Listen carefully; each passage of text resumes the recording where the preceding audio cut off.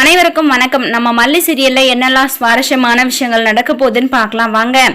மல்லியோட அண்ணன் பார்த்தீங்கன்னா மல்லியை நினைச்சு ரொம்பவே ஃபீல் பண்ணிட்டு இருந்தாரு. கடைசியா நம்ம மல்லி கிட்டே பேசினாரு. மல்லி ஒரு பாதுகாப்பான இடத்துல தான் இருக்காங்க அப்படின்னு சொல்லிட்டு தெரிஞ்சுக்கிட்டாங்க. அப்படி இருந்தாலும் மல்லியோட உயிருக்கு எந்த ஒரு ஆபத்தும் வந்துடக்கூடாது, திருக்கண்ணில் பட்டுடக்கூடாது அப்படின்னு சொல்லிட்டு மல்லியோட அண்ணா ரொம்பவே பயப்படுறாங்க. அதனால மல்லிக்கிட்டையும் சொல்றாங்க. மல்லி ஆனா நீ எதுக்கும் கவலைப்படாத, அந்த திரு வந்தா நான் பாத்துக்கிறேன் அப்படின்னு சொல்லிட்டு மல்லி சொல்றாங்க.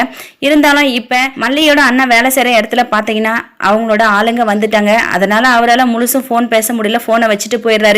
மல்லி பார்த்தீங்கன்னா ரொம்பவே ஃபீல் பண்றாங்க. என்னடா நம்மளுக்காக தான் நம்மளோட அண்ணன் தம்பிங்க எல்லாருமே ரொம்பவே கஷ்டப்படுறாங்க, இந்த கஷ்டத்துல இருந்து எப்ப மீண்டு வர போறாங்கன்னு சொல்லிட்டே தெரியலையே. நம்மளால எவ்வளவு சீக்கிரம் வெண்பாவை வெறுக்க வைக்க முடியுமா வெறுக்க வச்சுட்டு அதுக்கான பணத்தை வாங்கிக்கிட்டு நம்ம போய்கிட்டே இருக்கணும் அப்படின்னு சொல்லிட்டு மல்லி முடிவு பண்றாங்க.